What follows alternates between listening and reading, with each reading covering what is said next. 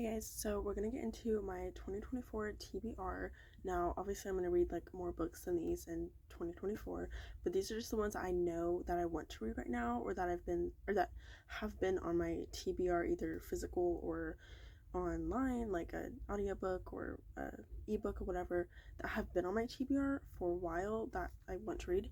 So, anyways, also, I'm not even kidding. I literally made a slideshow for this video. So let's get into it. So first I have A Little Life by Hanya Yanagihara. I'm not sure how to say that name, but I've been wanting to read this book literally all year, like since it came out. It was like super popular on TikTok and everything, and everyone was talking about it. So basically this book is sad, which that's why I want to read it. But I haven't read it because it is 720 pages long, Goodreads says. But I'm going to read the description for you guys. When four classmates from a small Massachusetts college moved to New York to make their way, they're broke, adrift, and buoyed only by their friendship and ambition. There is kind, handsome William, an aspiring actor, JB, a quick-witted, sometimes cruel, Brooklyn-born painter seeking entry to the art world, Malcolm, a frustrated architect at a prominent firm, and withdrawn, brilliant, enigmatic, I don't know how to say the word, Jude, who serves as their center of gravity. Over the decades, their relationships deepen and darken, tinged by addiction, success, and pride. So I definitely want to read this book. It's going to take me a while. I don't know if I can do like half audiobook, half reading it, or full audiobook. I don't know, but it's just the length of it is what kind of scares me, is why I haven't read it yet. Like I said, it's 720 pages, so I mean, that will be the longest book that I've ever read. My highest book that I've ever read right now is 500 something, and that was a Stephen King book. Okay, next is The Dare by Natasha Preston. If you don't know, Natasha Preston writes like horror books, but like in the YA genre. And they're just really good. I have like a bunch of her books. Her books called The Cellar is like one of my favorite books of all time. I love her so much. I actually have to read one of her books right now, like that came out this year. I need to read that one before the year ends. But this one is called The Dare. It is new. I am not sure when it comes out actually, but she posted it on Instagram, and she just said, The Dare, it's proofread time. So I assume it's coming out sometime 2024. Next, this book is super popular as well as Emily. So this is Funny Story by Emily Henry, and she said it comes out in April. So we do know when this one comes out. I'm going to read the description for you guys. Daphne always loved the way her fiance Peter told their story, how they met, fell in love, and moved back to his lakeside hometown to begin their life together. He really was good at telling it, right up until the moment he realized he was actually in love with his childhood best friend, Petra. And this is so interesting to me because obviously, like, I don't know, I really love childhood romances, or like the romances like It's Always Been You, like those type of romances. Daphne begins her new story stranded in beautiful Waning Bay, Michigan, without friends or family, but with a dream job as a children's librarian. Well, that one comes out in April, so I'll be reading that one. I have read a couple of her other books, including her like newest one, and I did really like that one as well. And then the next one, which I actually might get this one for Christmas. This is Britney Spears' book that has been like super popular lately, also like just came out. It's called The Woman in Me, and I will read the description. In June 2021, the whole world was listening as Britney Spears spoke in open court. The impact of sharing her voice, her truth, was undeniable, and it changed the course of her life and the lives of countless others. The Woman in Me reveals the first time her incredible journey and the strength at the core of one of the greatest performers in pop music history. Written with remarkable candor and humor, Spears' groundbreaking book illuminates the enduring power of music and love, and the importance of a woman telling her story on her own terms at last. I'm really excited to read this book. I recently read like my first like memoir type of book, and I really liked it. I read it for school, and so I'm just super excited to read this one. Okay, the next one, this one is just on here because it's been on my TBR forever, and I have already found an audiobook of this on YouTube. so I will be listening to the audiobook. But this is Leila by Colleen Hoover. It says, when Leeds meets Leila, he's convinced he'll spend the rest of his life with her until an unexpected attack leaves Leila fighting for her life. After weeks in the hospital, Leila recovers physically, but the emotional and mental scarring has altered the woman Leeds fell in love with. In order to put their relationship back on track, Leeds whisks Leila away to the bed and breakfast where they first met. Once they arrive, Leila's behavior takes a bizarre turn, and that's just one of the many inexplicable occurrences. So I really want to read this book because I honestly like every Colleen Hoover book that I read, and what's funny about like me making this video right now is that I'm actually reading a Colleen Hoover book right now. I just started it last night. I'm reading Hopeless right now. But yeah, this one is just really interesting to me, and it's almost like my name, so that's also why I want to read it. But anyways, okay, so the next one, this one isn't really a specific book, it's just kind of general. So I do want to read some more of Nicholas Sparks' books, which I have read a lot and I've loved all of them. He's amazing, obviously. I mean, The Notebook is like my favorite movie ever, but I have just a couple here, and I have more on my bookshelf too, but these are just some of the books, Safe Haven and True Believer, that I have of his on my physical TBR, that I just haven't read yet. So I do want to get into, get some more of his books done this year. So yes. And the next thing, I saw this on someone else's one of their book videos on YouTube.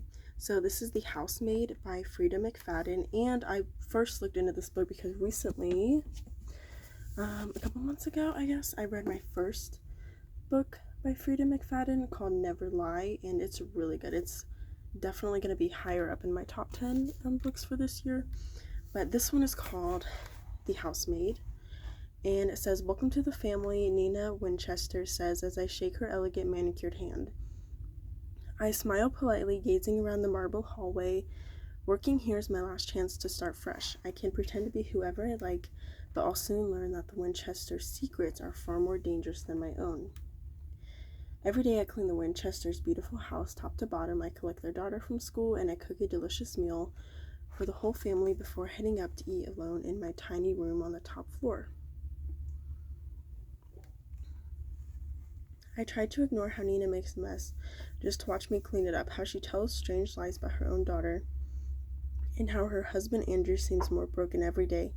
But as I look into Andrew's handsome brown eyes, so full of pain, it's hard not to imagine what it would be like to live Nina's life. The walk-in closet, the fancy car, the perfect husband. I only try on one of Nina's pristine white dresses once, just to see what it's like, but she soon finds out, and by the time I realize my attic bedroom door only locks from outside, it's far too late. But I reassure myself the Winchesters don't know who I really am. They don't know what I'm capable of. So yeah, I just think this book sounds really interesting, and I loved the first book that I read by her. So yeah. Next we have The Do-Over by Lynn Painter. I just really wanted to read this book because I know it was pretty popular, and I have read a few of her other books, and I thought they were really good too. So this says, after living through a dumpster fire of a Valentine's Day, Emily Hornby escapes to her grandmother's house for some comfort and a consolation pint of Ben & Jerry's. She passes out on the couch, but when she wakes up, she's back home in her own bed, and it's Valentine's Day all over again. And the next day, another Nightmare V Day. And also, Valentine's Day is like one of my favorite holidays ever. So I think I'll really like this book. And then next, this is kind of specific, but also not really. So I want to read another Stephen King book. I've only ever read one. I didn't love it, but it was a good book. And I do have one other physical book with me. I haven't looked into this one a whole lot. It was just given to me by someone. But I have Holly with me, and then I'll also look into some more online or audiobooks or something. Just find one that interests me, because I do want to read at least one more Stephen King book, just to see how it is. Okay, and then the last two I have on this list are series of books, and they've both been pretty popular for a while.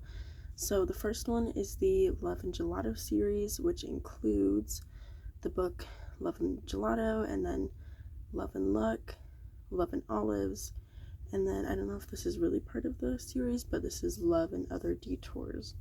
So I'm going to read the description for the first book, Love and Gelato.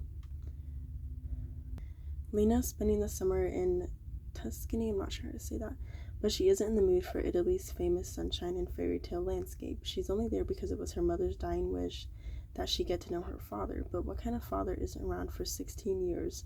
All Lena wants to do is go back home.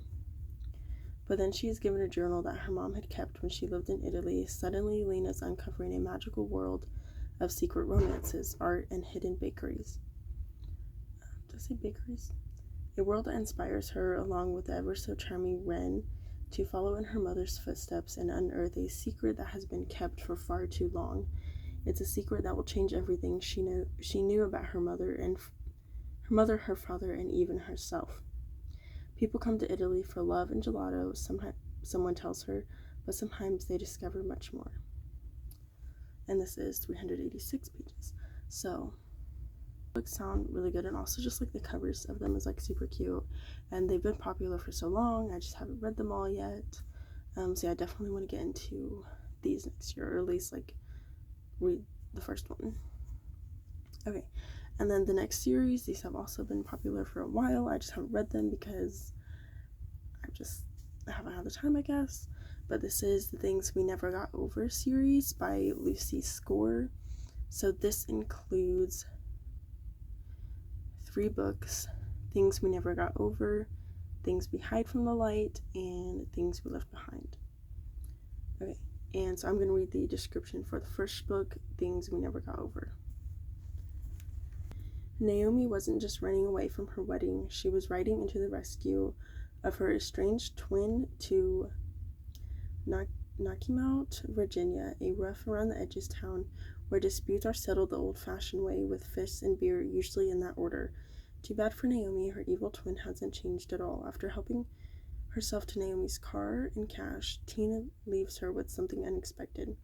The niece Naomi didn't know she had. Now she's stuck in town with no car, no job, no plan, and no home, with an 11-year-old going on 30 to take care of.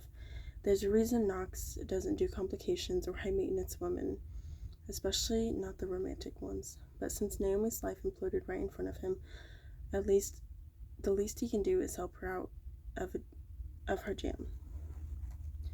The least he can do is help her out of her jam.